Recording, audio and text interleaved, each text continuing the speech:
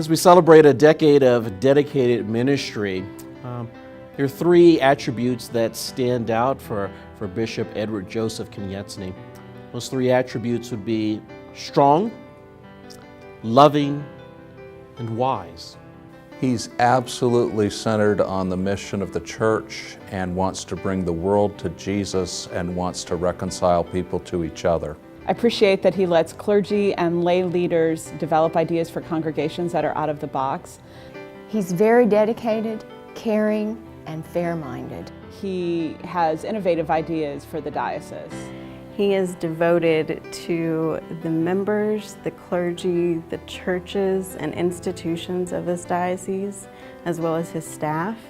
Because of his empathy, because of his leadership, because of his strength. Well, I'm thankful for Bishop Ed's leadership with our diocese and nationwide, especially when it comes to his vision for nonviolence and his vision for racial reconciliation. He has been excellent for the diocese in terms of getting its business issues straightened out and in terms of installing a little bit more decorum. When he shows his vulnerability to us and opens himself up, that encourages us to do that as well. And to me, that is the mark of a leader. He has been extremely involved in especially the facilities, the institutions of this diocese, and has brought a great deal of leadership in all of those endeavors. When I walk around places like St. Crispin's and I see all the improvements that have been made, or I walk around and I see all these parishes that are thriving that weren't thriving a decade ago, I feel like we've got a leader who has a direction and a vision and a goal for our diocese. In our time here at St. Crispin's, we've been able to always look to Bishop Ed as, I guess, for guidance, but more importantly, for support and friendship.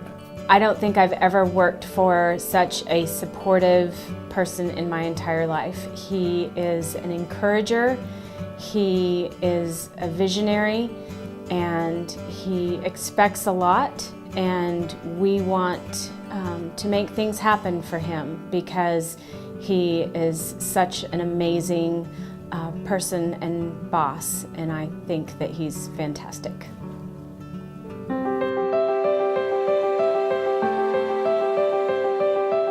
I think Bishop Ed is great for this diocese because he's a compassionate leader and he's a fun leader. He has a view for the future and he makes us come with him, whether we think we can do this or not.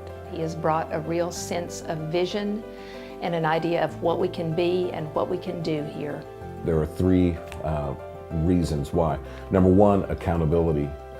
He has the diocesan council, his staff hold him accountable. But he also demands that from the rest of the state as well. He's got such a tender heart, and it's so clear that his life has been affected in powerful ways by his time here, and that allows us to have our hearts affected at the same time.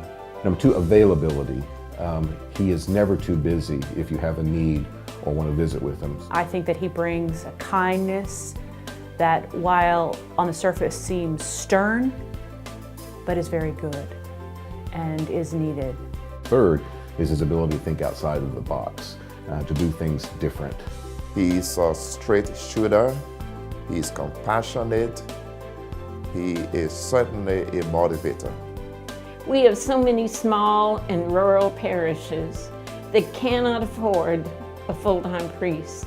Bishop Ed has been good for Oklahoma because of his establishment and support of the Iona Initiative. And it's been very successful, and I'm so proud to have been a part of it.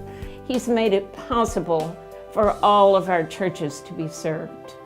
He has done a lot for Oklahoma by being out on the national and international scene, and he's brought some people to Oklahoma we wouldn't normally have seen because of that. I have compliments from other dioceses that we're fortunate to have Bishop Ed here.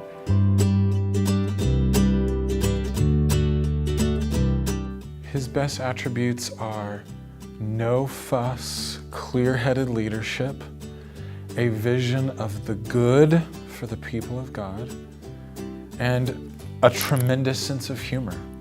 Well, one of his main attributes, of course, is that he's very tall. And consequently, people always know when he's in the room. And so they can't hide from him. You know, I don't think a lot of people realize that the deacons in the diocese write Bishop Ed a note 4 times a year to let them know how they're doing in this ministry.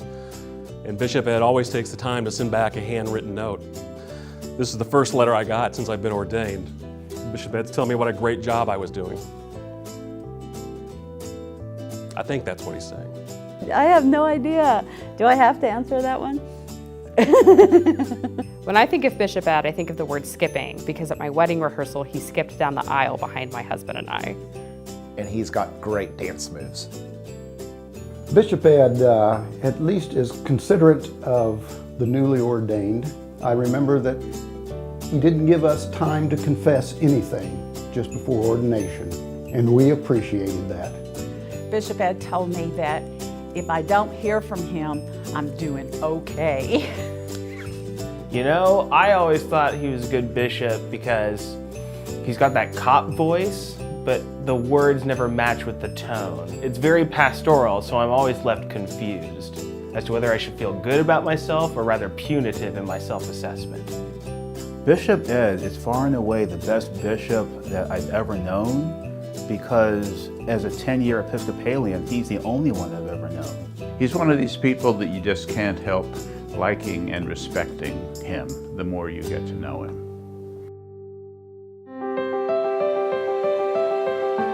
One word, it's compassionate. Strong, dedicated leader. Bishop Ed is focused, sincere, and effective. I like that he gets straight to the point. He's fair, compassionate, and willing to take a stand. I think that he has created a healthy diocese, a healthy place for priests, encouraging priests to be adults, and I think that's important. He is there for us, but also lets us do our thing. At the end of the day, every day, he always thanks me for my work, and before he leaves and says goodbye. And I just feel like that's very thoughtful and kind. Bishop Ed was my neighbor before he was Bishop Ed when we were in Texas together. And I got to see and know him as a pastor and as a colleague and as a friend in that context. And it was a delight then and continues to be a joy now to get to work with him. He gave me a second chance, and he helped me find the perfect place to discover and rediscover my ministry. He has worked very hard to provide a place for me where I am able to thrive and grow and do the work that I love. And I think that's because he loves his people and his priests and works tirelessly to make sure that they are being the best that they can be. And I've always been impressed with his understanding of who we are as a diocese and his emphasis on church growth and on developing us to be the best church we can be in Oklahoma. He's supported us there in Watonga, Whirlwind Mission, and has always been there for us. Bishop Ed is always willing to respond to us. Anytime we call up there or email, appreciate that. I think what makes Bishop Ed a good quote-unquote boss is that he's a real person. He allows you to be yourself and do ministry in the way to which you were called instead of some patent way that the world wants you to act like. Ever willing to listen, ever willing to talk with you, ever willing to sit down with you anytime. Call him anytime, any day. He is ready, he is willing. I love watching him when he comes to parish visitations because he always interacts with the kids, and it's so much fun to watch. I couldn't be more grateful to have him as my bishop.